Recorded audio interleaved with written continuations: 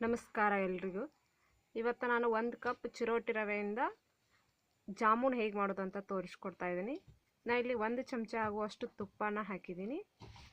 ಅದು ಕರಗಿದ ಮೇಲೆ 1 ಕಪ್ ಆಗುವಷ್ಟು ಚಿರೋಟಿ ರವೆಯನ್ನು ಸಣ್ಣ ಉರಿಯಲ್ಲಿ 1-2 ನಿಮಿಷ ಆಗೋವರೆಗೂ ಚೆನ್ನಾಗಿ ಹುರಿಬೇಕು.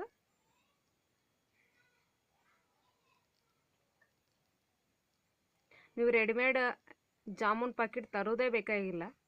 1 ಕಪ್ ರವೆ ಇದ್ರೆ ಸಾಕು, ಬಹಳ ರುಚಿಕರವಾಗಿರುವಂಥ ಜಾಮೂನ್ ಮಾಡ್ಬೋದು. ಇಲ್ಲಿ ನಾನು ಸಣ್ಣಗೆ 2 ನಿಮಿಷ ಹುರಿದಿದ್ದೀನಿ. ಇದಕ್ಕೆ ನಾನು ಯಾವ ಕಪ್ಪಲ್ಲಿ ರವೆ ತೊಗೊಂಡಿದ್ನೋ ಅದೇ ಕಪ್ಪಲ್ಲಿ 2 ಕಪ್ ಆಗುವಷ್ಟು ಹಾಲನ್ನು ಹಾಕಬೇಕು. ಸ್ವಲ್ಪ ನೋಡಿ ಹಾಕೋಬೇಕು. ಈಗ ನಾನು 1 ಕಪ್ ಹಾಕಿದ್ದೆ, ಈಗ ಸ್ವಲ್ಪ ಹಾಕ್ತಾ ಇದ್ದೀನಿ, ಇನ್ನೊಂದು ಕಪ್ಪು. ನೀವು ಇನ್ನೂ ನನ್ನ ಚಾನಲ್ ಸಬ್ಸ್ಕ್ರೈಬ್ ಮಾಡ್ಕೊಂಡಿಲ್ಲ ಅಂದ್ರೆ ಪ್ಲೀಸ್ ಸಬ್ಸ್ಕ್ರೈಬ್ ಮಾಡ್ಕೊಳ್ಳಿ. ಇದು ವಿಡಿಯೋನ ಸ್ಕಿಪ್ ಮಾಡದೆ ಪೂರ್ತಿ ನೋಡಿ. ಈ ಥರ ಸ್ವಲ್ಪ ಹಾಲು ಹಾಕಿ ಗಟ್ಟಿ ಆಗೋವರೆಗೂ ಕಲಿಸ್ಬೇಕು. ಅದು ಆಮೇಲೆ ತಾನೇ ಗಟ್ಟಿ ಆಗುತ್ತೆ. ಉರಿ ಮಾತ್ರ ಸಣ್ಣ ಉರಿ ಇಡಬೇಕು. ನೋಡಿ, ಈ ಥರ ಗಟ್ಟಿ ಆದಾಗ ಸ್ವಲ್ಪ 1-2 ನಿಮಿಷ ಆರಿದ ಮೇಲೆ ಒಂದು ಪ್ಲೇಟಿಗೆ ಹಾಕ್ಕೊಂಡು ಚೆನ್ನಾಗಿ ನಾದಬೇಕು. ಸ್ವಲ್ಪ ಬಿಸಿ ಇದೆ, ತಣ್ಣಗಾಗಲಿ.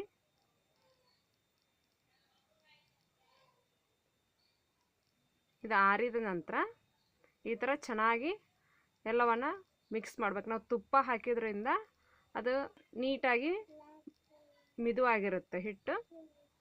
ಅದಕ್ಕೆ ನಾನು ಇಲ್ಲಿ 2 ಚಮಚ ಆಗುವಷ್ಟು ಹಾಲಿನ ಪುಡಿಯನ್ನು ಹಾಕ್ತಾ ಇದ್ದೀನಿ. ಹಾಲಿನ ಪುಡಿ ಹಾಕಿದ್ರೆ ಸ್ವಲ್ಪ ಟೇಸ್ಟ್ ಚೆನ್ನಾಗಿರುತ್ತೆ.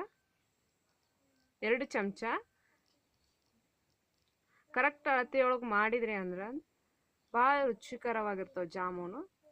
ನಾವು ರೆಡಿಮೇಡ್ ಪ್ಯಾಕೆಟ್ ತರೋದು ಬೇಕಾಗಿಲ್ಲ, ಮನೆಯಲ್ಲೇ ಮಾಡ್ಬೋದು. 1 ಕಪ್ ರವೆ ಇದ್ರೆ ನೋಡಿ, ಚೆನ್ನಾಗಿ ನಾದ್ಕೋಬೇಕು, ಎಲ್ಲವೂ ಮಿಕ್ಸ್ ಆಗಂಗೆ. ಹಿಟ್ಟು ನೀವು ಎಷ್ಟು ಮಿದುವಾಗಿ ನಾದ್ತಿರೋ ಅಷ್ಟು ರುಚಿಯಾಗಿ ಬರ್ತವೆ. ಇಲ್ಲಿ ನಾದಿದ ಮೇಲೆ ನೀವು ಯಾವ ಶೇಪ್ ಬೇಕೋ ಆ ಶೇಪ್ ಒಳಗೆ ಜಾಮೂನ್ ಮಾಡ್ಕೋಬೋದು. ರೌಂಡ್ ಶೇಪ ಮಾಡ್ಕೋಬೇಕಂತೇನಿಲ್ಲ.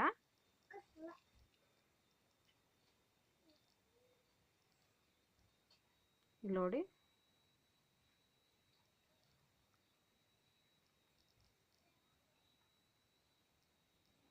ನಿಮ್ಗೆ ಯಾವ ಶೇಪ್ ಒಳಗೆ ಬೇಕೋ ಆ ಶೇಪ್ ಒಳಗೆ ಮಾಡ್ಕೊಳ್ಳಿ.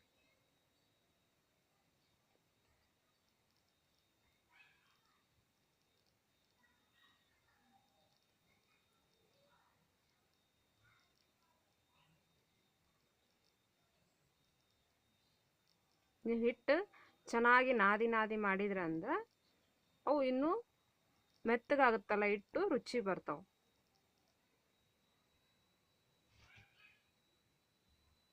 ನಾನಿಲ್ಲಿ 5 ಈ ಶೇಪ್ ಒಳಗೆ ಮಾಡಿ ಆಮೇಲೆ ಉಳಿದಿದ್ದೆಲ್ಲ ರೌಂಡ್ ಶೇಪ್ ಒಳಗೆ ಮಾಡ್ತೀನಿ.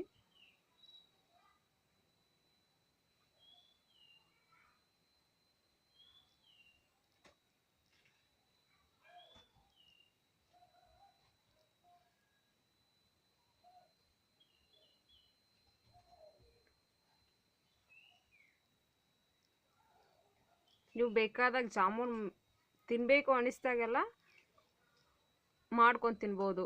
ಅಂಗಡಿಗೆ ಹೋಗಿ ಪಾಕೆಟ್ ತರಬೇಕಂತನೇ ಇಲ್ಲ. ಈಗ ನೋಡಿ, ನಾನು ಉಂಡೆ ಮಾಡ್ತಾ ಇದ್ದೀನಿ.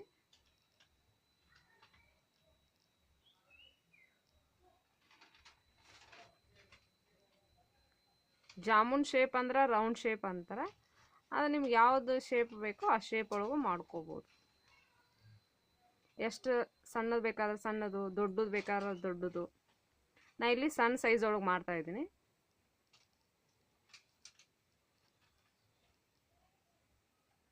ನೀವು ಈ ಅಳತೆ ಮಾಡಿದ್ರೆ ಅಂದ್ರೆ ಗೊತ್ತಾಗುತ್ತೆ. ನಾ ಇಲ್ಲಿ ಯಾವ ಕಪ್ಪಿಂದ ರವೆ ತೊಗೊಂಡಿದ್ನೋ ಅದೇ ಕಪ್ಪಿಂದ 1 ಕಪ್ ಸಕ್ಕರೆನ ಪಾಕ ಮಾಡೋಕೆ ಇಡ್ತಾ ಇದ್ದೀನಿ.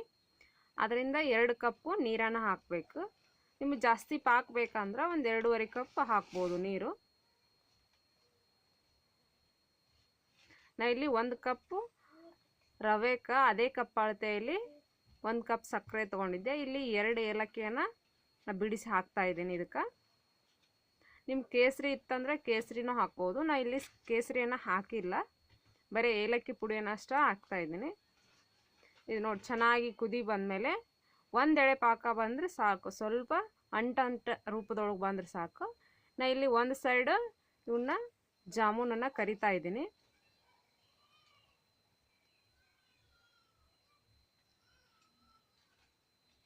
ಸ್ವಲ್ಪ ಒಂದು 2 ನಿಮಿಷ ಕುದಿಸಿದ ಸಾಕು. ಇಲ್ಲಿ ನೋಡಿ ನಾನು ಇವನ್ನ ಫ್ರೈ ಮಾಡ್ತಾಯಿದ್ದೀನಿ ಜಾಮೂನನ್ನು. ಚೆನ್ನಾಗಿ ನಿಮ್ಗೆ ಸ್ವಲ್ಪ ಜಾಸ್ತಿ ಕಲರ್ ಬೇಕಂದ್ರೆ ಜಾಸ್ತಿ ಹೊತ್ತು ಕರಿಬೋದು. ನಾನು ಇಲ್ಲಿ ಜಾಸ್ತಿ ಹೊತ್ತು ಕರೆದಿದ್ದಿಲ್ಲ. ನೋಡಿ ಎಲ್ಲವನ್ನು ಈ ಪಾಕದೊಳಗೆ ತಣ್ಣಗಾದ್ಮೇಲೆ ಪಾಕದೊಳಗೆ ಹಾಕ್ತಾಯಿದ್ದೀನಿ. ಇದನ್ನು ನಾನು ಸಾಯಂಕಾಲ 6 ಗಂಟೆಗೆ ಮಾಡಿದ್ದೆ. ಇದನ್ನು 9 ರಿಂದ 10 ಗಂಟೆ ಒಳಗೆ ತಿನ್ಬೋದು. ಯಾಕಂದ್ರೆ ಒಂದು 3-4 ತಾಸಾರ ನೆನೆದ್ರೆ ರುಚಿಯಾಗಿರುತ್ತೆ. ನೋಡಿ ಎಷ್ಟು ಮಿದುವಾಗಿದೆ. ನೀವು ಜಾಮೂನ್ ಪಾಕಿಟ್ಕಿನ ಚೆನ್ನಾಗಿರುತ್ತೆ ಇದು. ಒಮ್ಮೆ ನೋಡಿ ಟ್ರೈ ಮಾಡಿ. ನೋಡಿ ಎಷ್ಟು ಮೃದುವಾಗಿದೆ. ತಿನ್ನೋಕ್ಕೂ ಭಾಳ ರುಚಿಯಾಗಿರುತ್ತೆ, ಮಕ್ಕಳು ಇಷ್ಟಪಡ್ತಾರೆ. ಇದು 1 ಕಪ್ ಚಿರೋಟಿ ರವೆಯಿಂದ ಮಾಡಿದ್ದಂತೂ ಗೊತ್ತೇ ಆಗೋದಿಲ್ಲ. ಟ್ರೈ ಮಾಡಿ. ಧನ್ಯವಾದಗಳು.